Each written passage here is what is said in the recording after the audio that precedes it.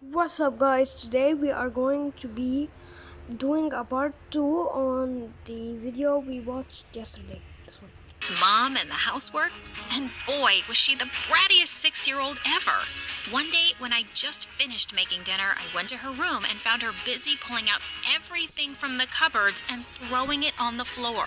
Oh my God, Mom, Candace, stop it. Who's gonna clean that up? Not me. And she ran out, cackling like a little witch. When I went downstairs, she was already at the dinner table. Get your feet off the table, please. A minute later, I got hit by something on my face. Yuck. I hate broccoli. I want Doritos. Well, too bad. You have to eat your greens and can't hear you. And she stuck her finger in her ears and started shouting gibberish. Fine. Put on your shoes and we'll go to the grocery store. As I paid at the store, I saw her looking at the Barbie dolls display. I told her we had to go, but she just looked stubbornly at me. I want one. No, let's go. What happened next is something I'll never forget.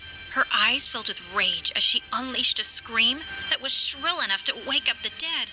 She knocked over the entire rack of Barbies and then she threw herself on the floor and started kicking and crying. Horrified, I apologized to the staff and quickly bought a doll. I couldn't get out of there faster. When we finally got home, she took one look at the Barbie and tossed it aside. Nah, it's really ugly. And she skipped off to her room happily. Just then, the doorbell rang. I opened the door to see it was Miss Janice. The minute I saw her, I hugged her and started crying. I can't do this. I can't be my mom's mom. I told her I wanted to sell Mom. I would just post it online. Mom for sale. Miss Janice just laughed and hugged me tight. When I felt better, she said she'd found me a part-time job at the local library. I was so grateful to her. But soon enough, I discovered the worst thing about being an adult. Paying bills every month. How was I going to pay for everything being a library assistant? That evening, I stopped at an ATM and withdrew the last $100 I had. I almost threw away the receipt without looking, when suddenly, I froze. I stared at my account balance. $13 billion. What? I looked around, half expecting a camera crew to pop up behind me and tell me this was a big fat joke. I ran back home and logged onto my computer to check again. Someone had anonymously sent me $13 billion. When Miss Janice came to visit me, I told her about the money. I asked her if I should tell the bank because it was clearly a mistake, right? No one sends someone $13 billion by mistake, love. Seems like you've got a mystery guardian angel. It's yours to enjoy. And enjoy it I did. The first thing I did... Just a sec, guys. Oh.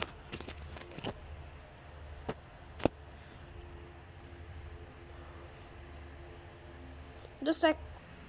Alright, guys, I'm back. It was hire a chef, a maid, and a nanny for Mom. I'd now come home from school to a clean mom, folded laundry, a clean house, and fancy food on the table. I started my SAT classes and college applications again.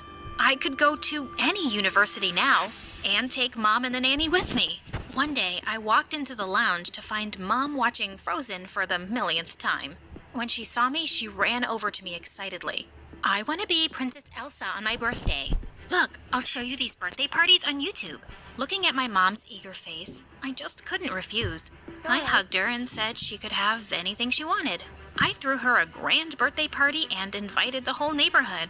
Mom made a special entrance in an actual carriage. She almost tripped on her flowing blue dress as she stepped out. I could see all our neighbors staring and snickering. Sometime later, I went to the bouncy castle to look for Mom and saw her in a corner crying, while the other kids shouted, "What are you doing here, you weirdo? You're a grown-up. You look so stupid and ugly." I just wanted to be Princess Elsa. I climbed onto the bouncy castle and snatched the tiara from the mean girl. No one talks to my mom like that. Come, Mom. We are going to cut the cake now. As Mom excitedly blew the candles, I made a silent wish too. Please, let Mom be normal again. When everyone had left, Miss Janice turned to me, smiling. You did a good thing for your mom. She looked really happy. You should sometimes be a kid and have fun too. She was right. When the weekend came around and my classmates invited me to a party, I didn't turn them down.